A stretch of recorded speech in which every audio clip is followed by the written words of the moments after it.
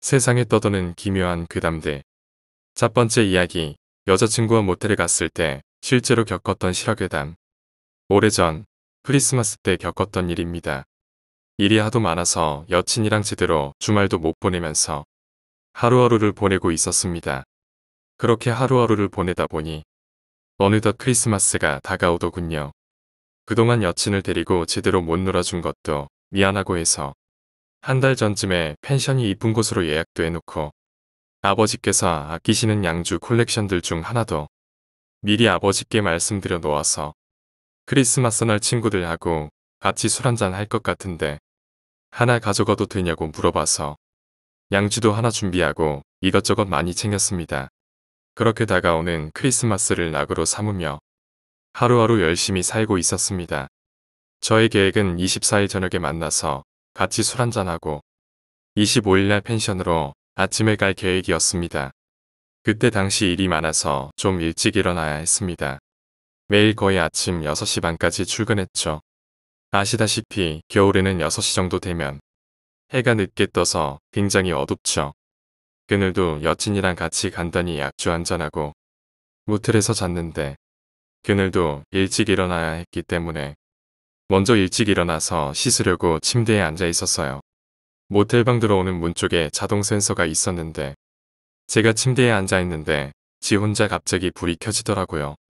그래서 속으로 센서에 먼지가 지나갔나 라고 생각하고 별 생각 없이 씻은 다음에 여친한테 인사하고 먼저 출근하러 갔습니다. 근데 그날따라 몸이 굉장히 무겁고 한기가 돌면서 계속 닭살이 돋으며 불길한 기분이 들더라고요. 그냥 신체 바이오리듬이 낮아서 그런가 보다 하고 별 생각 없이 차로 가서 시동을 걸었습니다. 아침 6시라서 그런지 도로가 한산했습니다. 차도 없고 사람도 없었죠. 저 혼자 차 타고 쭉 가고 있는데 차 뒤쪽에서 소리가 나더라고요. 의자에 앉았을 때 엉덩이를 밀착시키면서 구비적거리면 나는 뽀드득 하는 이런 소리 있잖아요. 그런 소리가 들리더라고요. 잘못 들었겠지라고 생각은 하면서도 너무 선명히 들려서 저도 모르게 뒤를 한번 봤습니다. 당연히 아무것도 없었죠. 그렇게 회사에 도착을 했고 지하 주차장에 도착한 다음에 후진 기어를 넣고 주차를 하려고 천천히 후진하고 있었습니다. 그런데 갑자기 후방 감지 센서가 울리는 겁니다. 멀리 있을 때는 신호 간격이 길고 가까워질수록 신호 간격이 짧아지는데 근데 그냥 처음부터 신호가 미친 듯이 울리는 겁니다. 그래서 깜짝 놀라서 저도 모르게 급브레이크를 밟고 차를 멈춰 세우고서 뒤에 뭐가 있나 하고 가서 봤죠. 아무것도 없더라고요. 여태까지 그런 적이 한 번도 없었는데 말입니다. 그래서 제 생각으로는 먼지 같은 게 센서에 붙었다가 날아갔나 보다 하고 주차해놓고 사무실로 올라가는데 계속 닭살이 돋으면서 무서운 느낌이 들었어요. 그렇게 아침은 무사히 지나가고 점심시간이 다가왔습니다. 일하다가 잠깐 시간이 나서 여친한테 문자나 보내야지 라는 생각으로 핸드폰을 열어봤는데 제 친구한테서 문자가 3개나 장문으로 와 있는 겁니다. 그래서 뭐야? 라고 생각하며 문자를 확인해봤죠. 고등학교 때 알고 지내던 A라는 친구가 있는데 그 친구가 죽었다는 겁니다. A와 저는 고등학교 때 친하게 지냈습니다. 그러다가 고3 때 싸워서 서먹하게 지내다가 졸업하고 다시 친하게 지냈고 그러다 사회생활 하느라 서로 바빠서 서로 연락 안 하고 지낸 지 거의 6년쯤 됐는데 그렇게 제 친구를 통해서 연락을 받게 된 거죠. 아무튼 문자 내용을 간단히 요약하면 A가 죽었는데 발인을 해줄 사람이 없어서 A의 여친한테 전화가 왔다. 나도 네가 A를 별로 좋아하지 않는 거 알지만 가는 것이 도리인 것 같다. 이런 내용이었습니다. 진짜 저도 여기서 고민하지 말고 당연히 가야지 하고 생각해야 하는데 그 다음날 펜션을 예약해 놓은 것도 생각나고 친하기는 했지만 오랫동안 연락도 안 하고 남남으로 살아왔는데 굳이 가야 하나라는 생각이 들면서 자기 합리화를 시키고 있더라고요. 그래도 안 가면 평생 후회할 것 같아서 여친한테 사정 이야기를 하고 실장님한테 말씀드리고 친구하고 인천에 있는 병원에 갔습니다. 가서 도착해서 영정사진을 보니까 오랫동안 안 본 친구인데도 갑자기 울컥하는 기분이 들더라고요. 그리고 A의 어머니는 잠도 잘 못 주무셔서 눈이 빨갛게 되신 상태에서도 저희 얼굴을 기억하고 계셨죠. 이름을 불러주시면서 반겨주시는데 속으로 너무 슬펐습니다. 잠시라도 여친과의 크리스마스 여행을 우선순위에 둔 제가 저주스러웠습니다. 저도 도착해서 친구 사진을 보면서 절하는데 어찌나 슬픈지 눈물이 저절로 나더라고요. 그렇게 발인까지 마치고 한숨 돌릴 때 즈음에 어머니한테 물어봤습니다. A가 어떻게 하다가 죽었는지 말입니다. 그 친구가 살이 굉장히 많이 찌고 담배도 많이 펴서 건강이 안 좋아져서 산소호흡기까지 달고 다녔다고 합니다. 하루는 그런 몸 상태로 병원에 입원해서 아침에 MRI 찍는 동안 잠시 산소호흡기를 제거했는데 그 사이에 갑자기 심장마비가 와서 죽었다고 하더군요. 장례식 하는 동안에는 정신이 없어서 생각을 못 해봤는데 가만히 생각해 보니까 A가 죽은 시간과 제가 우연한 사건들을 겪은 시간이랑 일치가 하더라고요. 그 이야기를 제 친구한테도 해주니까 제 친구도 완전 닭살 돋는다면서 깜놀하고 그날 자기 장례식 때 꼭 와달라고 그 친구가 저한테 왔었던 것 같네요. 그 친구가 어릴 때 거짓말을 많이 해서 왕따도 당하고 그랬었거든요. 장례식 날 친구가 저를 포함해서 3명이었습니다. 마지막 떠나는 길이 처량한 것 같아서 슬펐고 그 처량한 마지막 길을 지켜보시는 어머니의 씁쓸한 마음이 느껴지는 것 같아서 또 한 번 슬펐습니다. 두 번째 이야기, 돌아가신 분이 인사를 하러 찾아왔다. 아버지가 돌아가시고 얼마 지나지 않아 할머니 동생분이 돌아가셨다. 당시 난군 생활 중이었고 아버지가 돌아가시면서 상병 휴가를 붙여서 20일 정도 나와 있었던 것 같다. 정신없이 이 일 저 일 처리하다. 복귀 전날 시골 할머니 댁에서 하루 묵었다. 당시 시골집은 아궁이가 있고 외양간이 있는 전형적인 시골집이어서 주위에는 인가도 드물고 한적한 곳이었다. 시골이 그렇듯 일찌감치 저녁 식사를 하고 TV를 보고 있을 적에 전화벨이 울렸다. 작은 할아버지의 부고를 전하는 전화였다. 할머니는 그렇게 또 눈시울을 붉히셨다. 어릴 때부터 공부할아버지라고 불리우던 분이다. 무서워도 했고 좋아도 했던 분이었다. 워낙에 화통하시고 술을 좋아하시던 그런 분이었다. 그날은 시골이라 어쩔 수 없이 그냥 잠자리에 들었다. 주위에 차가 있으신 분도 없거니와 버스도 끊긴 시간이라 어쩔 도리가 없었다. 모기장을 두르고 나와 할아버지 그리고 할머니까지 이렇게 셋은 나란히 누워 잠을 청했다. 머릿속이 복잡해서인지 쉽게 잘 수가 없었다. 한참을 뒤척이다 잠깐 잠든 것 같은데 이상한 기분에 눈을 떴다. 그리고 그때 처음 보았다. 검은 안개가 덩어리로 뭉쳐져 사람 모양을 하고 할머니 머리맡에서 쉴 새 없이 절을 하고 또 하는 모습을 말이다. 아니 절을 한다기보다는 엎드려 통곡하고 있는 듯한 그 기괴하고 이상하게도 슬픈 모습을 보고 나도 모르게 눈물이 났다. 한참을 바라봐도 흐트럼없이 할머니의 머리맡에서 머리를 조아리고 있던 그 검은 안개는 어느 순간 사라졌다. 안녕히 가세요라고 짧은 인사를 했다. 당황스럽지도 무섭지도 않았다. 나는 그냥 슬펐다. 세 번째 이야기, 악마의 자식. 이 이야기는 아버지가 3개월 된 자신의 아들을 목 졸라 죽인 사건으로 영국의 신문에 대서특필하였던 이야기이다. 영국의 런던의 한 산부인과에서 제인은 배가 허전해지면서 달라지는 느낌과 함께 그토록 기다리던 자신의 아이를 볼 수 있었다. 의사와 간호사들의 축하와 함께 제인은 기쁨과 감격의 눈물을 흘렸다. 출산의 고통 따위는 사라진 지 오래였다. 단 한 가지, 아이가 울지 않고 자신을 낳아준 엄마 얼굴을 똑바로 노려보고 있었다는 것만 빼면 말이다. 더할 나위 없이 세상에서 가장 이쁜 자신의 아들이었다. 스펜서는 부인의 출산 소식에 기쁜 나머지 일도 다 접어두고 한달음에 병원으로 달려왔다. 자신의 첫 아이. 그토록 기다리던 첫 아이였다. 2달 후, 스펜서와 제인은 아기를 재워두고 둘만의 오붓한 시간을 가지고 있었다. 그런데 제인이 이상한 소리를 하는 거였다. 여보, 요새 우리 애기가 이상해요. 무슨 일이길래 그렇게 심각한 얼굴을 하고 말하는 거요? 라고 스펜서는 말했다.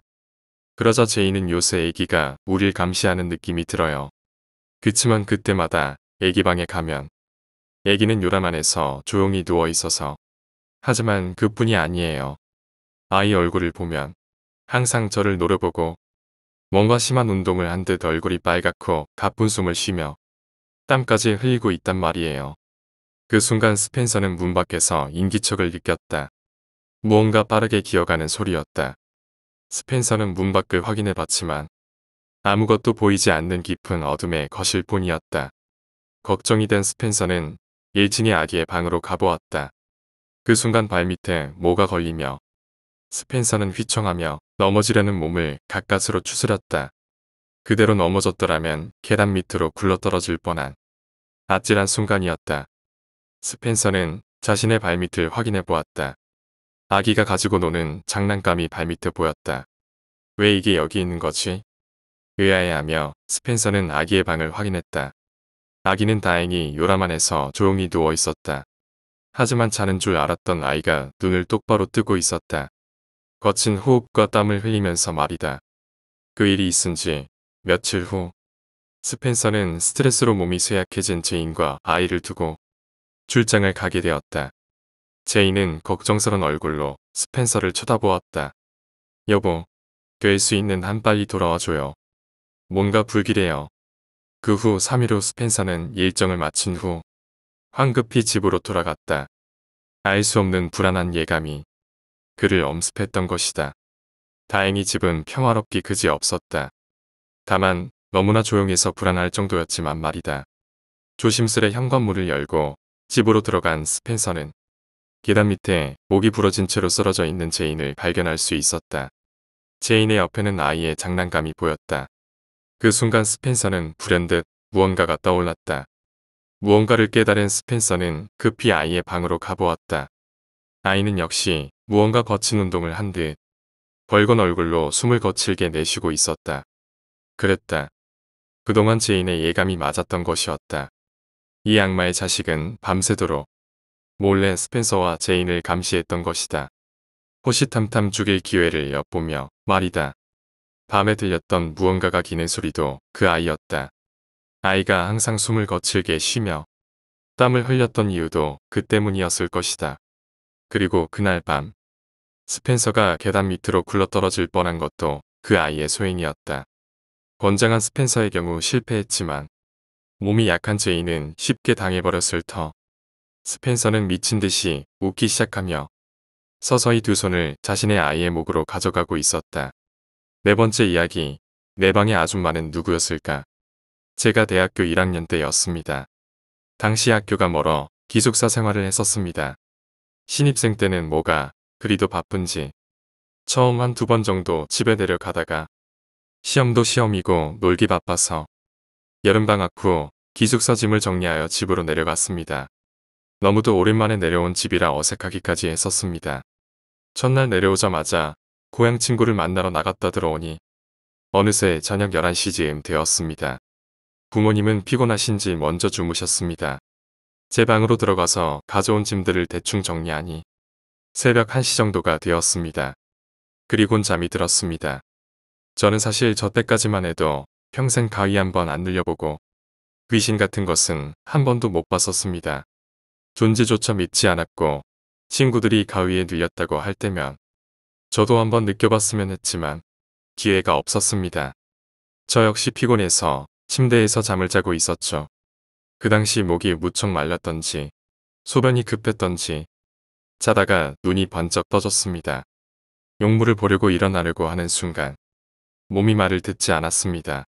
침대의 벽을 보고 누워서 멀뚱멀뚱 눈만 뜨고 있으려니 참 신기하기도 하고 재미있기도 했습니다. 저의 등짝 중앙부터 온몸으로 무언가가 느껴지며 몸의 털 하나하나 모두가 곤두섰습니다. 신것을 먹은 느낌이라고나 할까요? 엄청난 소름이었습니다. 그리고 제 침대 옆에 서서 누군가가 저를 째려보고 있는 듯한 기분이 느껴졌습니다. 저는 이러지도 못하고 저러지도 못하고 일단 눈을 꽉 감았습니다. 보통 영화나 TV 보면 뒤에 이상해서 돌아보면 귀신한테 죽고 그러잖아요. 전 그런 게 답답했죠. 그래서 눈 감고 아침까지 버티기로 한 겁니다. 그러면서도 생각을 했습니다. 저것이 뭘까? 도둑인 걸까? 도둑이라면 집을 뒤져야지. 20살 남작이 자는 걸 쳐다보진 않을 테고. 부모님일까? 그럼 아들 잘 자고 있는 것을 봤으니 가셔야 될 텐데 안 가고 굳이 날 볼까? 결론은 뭔가 정체 모를 것이었죠. 저희 집안은 천주교이고 제 방에 떡하니 십자가도 걸려 있었는데 말이죠. 그래서 저는 타이밍을 재고 있었습니다. 눈은 감고 있으나 도무지 잠을 잘 수도 없는 노릇이니 분명 꿈은 아니었습니다. 너무 정신이 말짱해서요.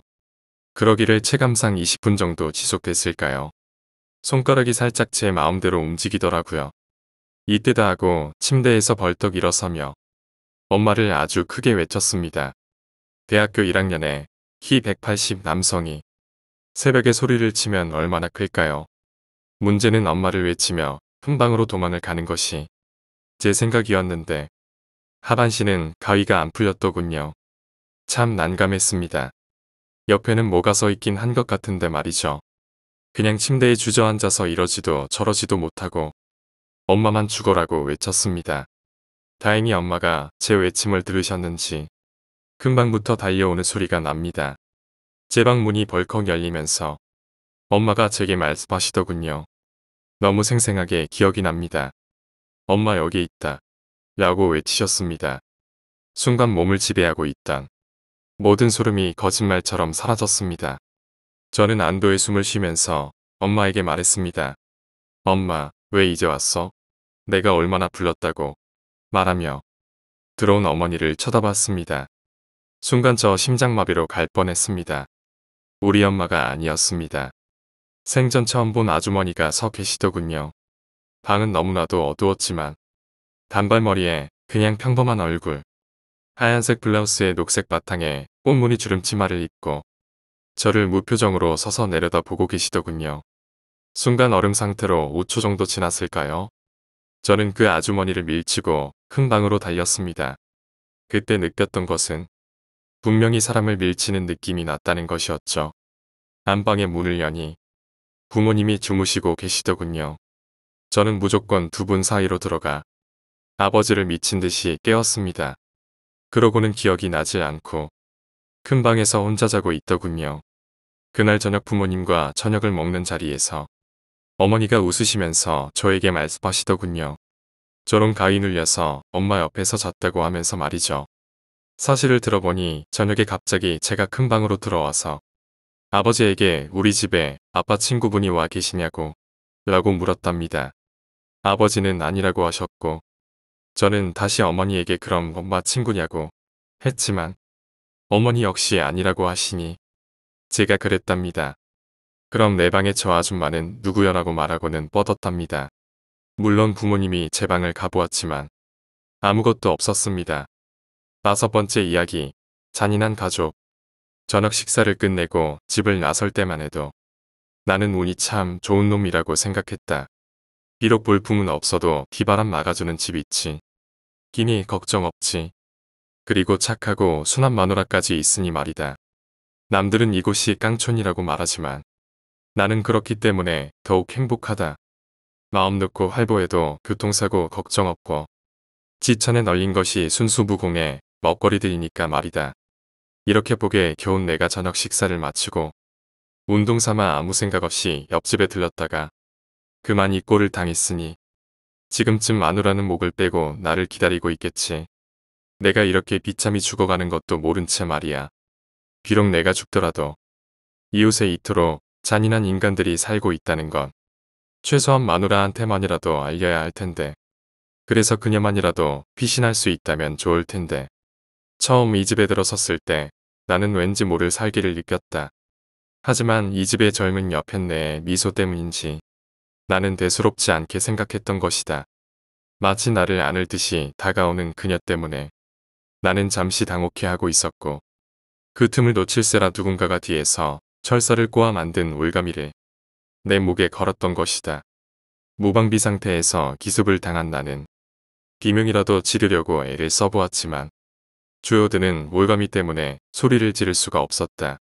평소 착해 보였던 옆집 아저씨와 그의 아내 그리고 살이 디룩디룩 찐 딸은 내 목과 다리를 묶은 뒤에 부엌 한 구석에 팽개치듯 던져놓고는 마치 정육점에서나 어울릴 듯한 칼을 꺼내 들었다. 그리고는 천천히 내게로 다가와 마치 먹음직스러운 고깃덩어리를 음미하듯 내려다보며 입맛을 다시는 게 아닌가. 그 모습이 얼마나 소름 끼치던지 간이 작은 나는 그만 정신을 잃고 말았다. 한참 뒤 다시 눈을 떴을 때 나는 내 몸 구석구석을 훑어보고 있는 그 집 여자의 개슴츠레한 눈을 볼 수 있었다. 그런데 이게 웬일인가. 내가 발가벗겨진 채 그 여자 앞에 누워 있다니. 그것도 다리를 있는 대로 벌린 채 말이다. 당혹스러움에 치가 떨렸다. 도대체 왜 이러시오? 내가 당신들에게 무슨 잘못을 했다고 이런 짓을.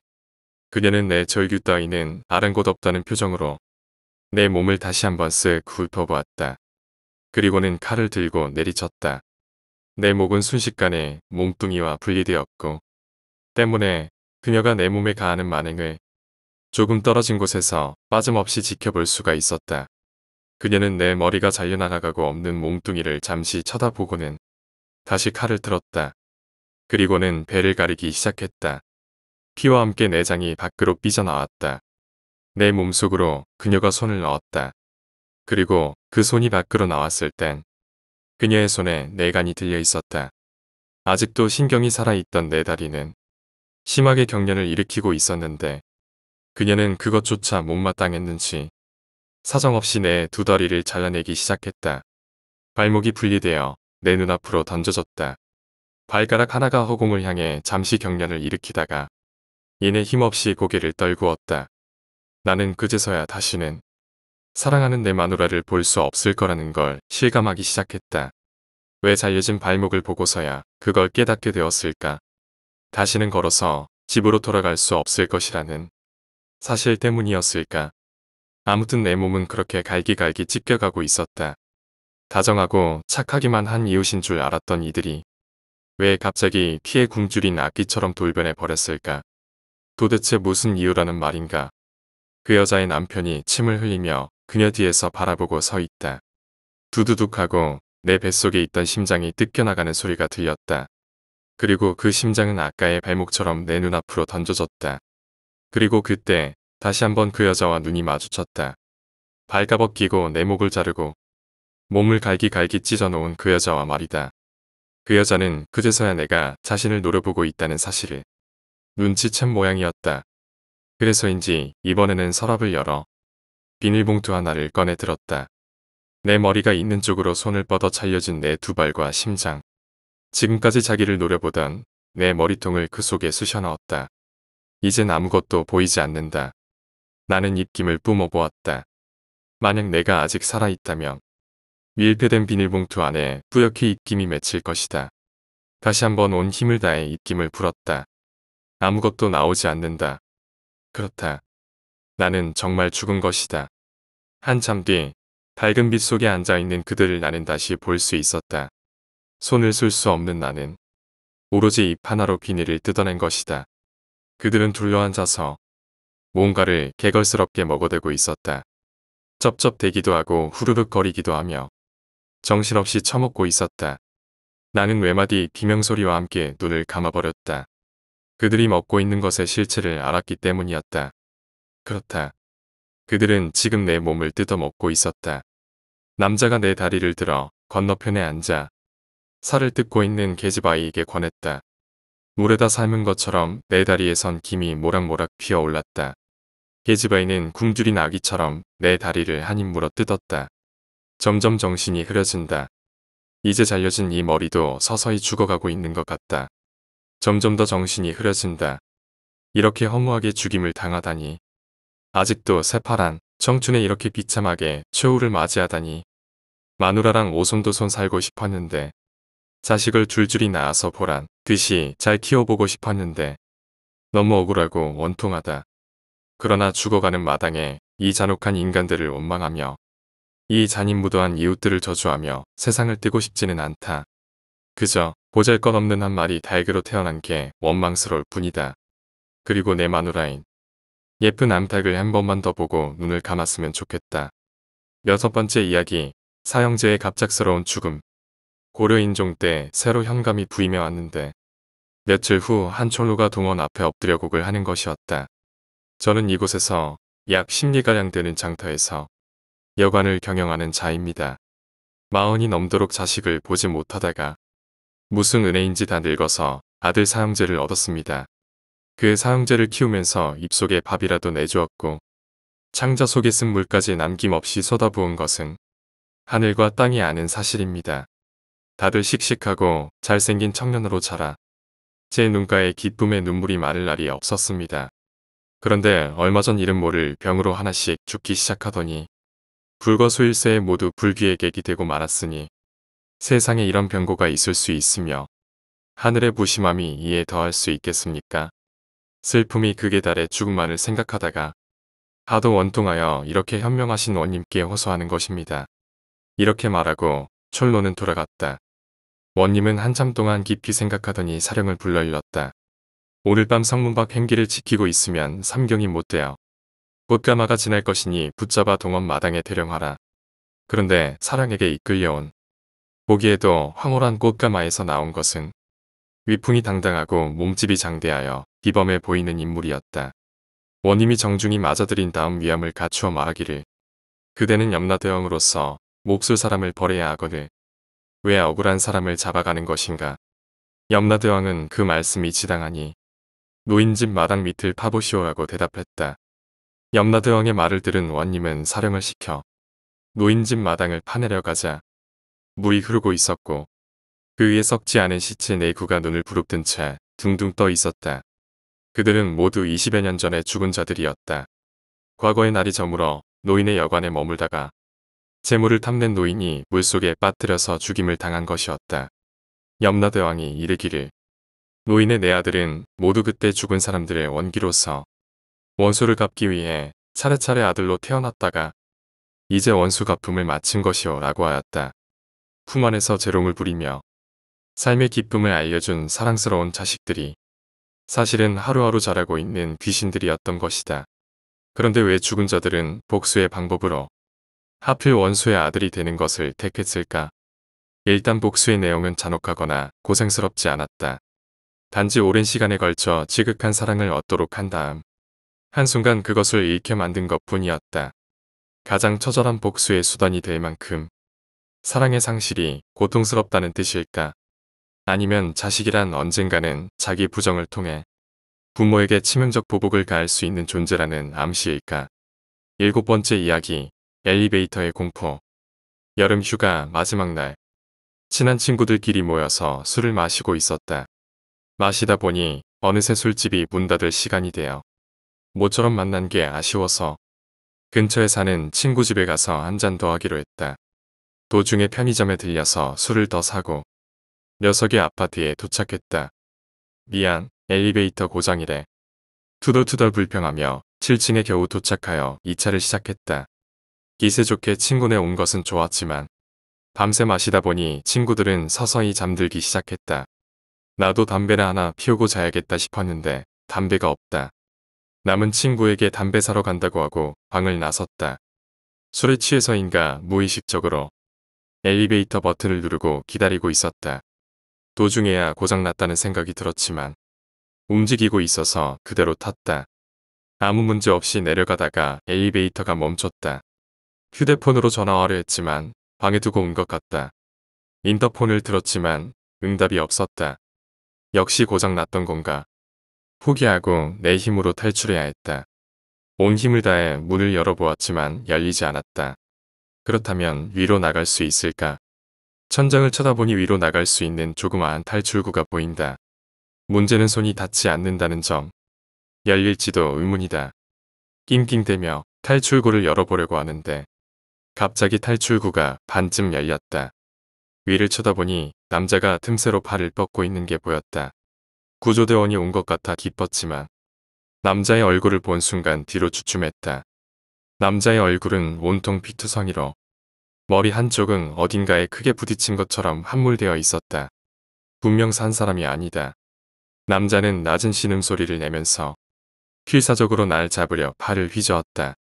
탈출구를 닫고 싶었지만 무서워서 다가갈 수가 없었다. 낑낑거리며 겨우 탈출구를 밀어 남자를 밀어냈다. 남자가 탈출구를 열어달라며 위에서 두드려댔다. 도망칠 장소가 없어서 구석에서 웅크리고 앉아 덜덜 떨며 울고 있었다.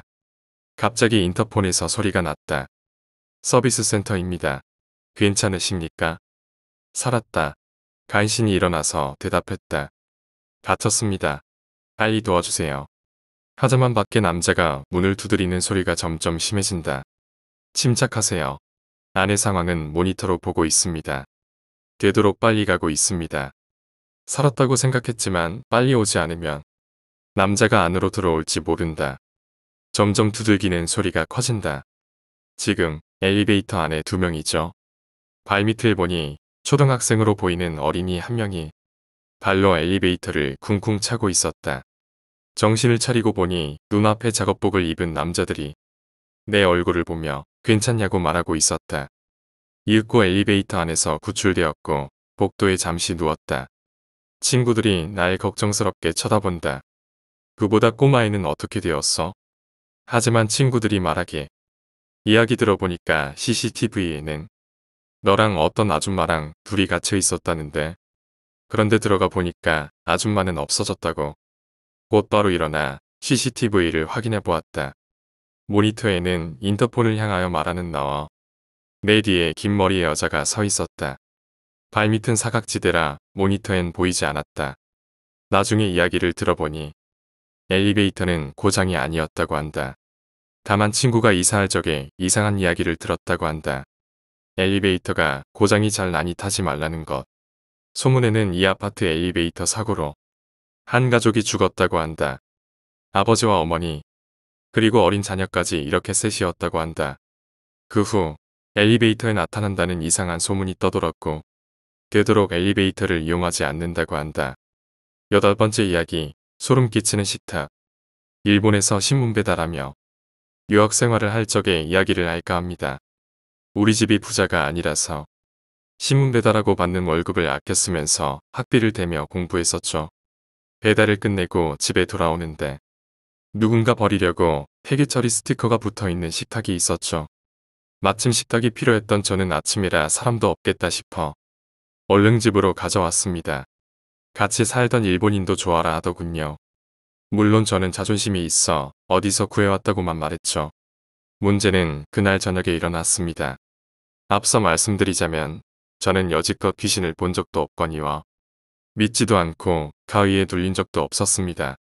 그런데 그날따라 자꾸 자다 깨고 했는데 제가 사는 집은 투룸이라 일본인 야마모토의 방하고 제 방이 마주보게 되어 있었죠.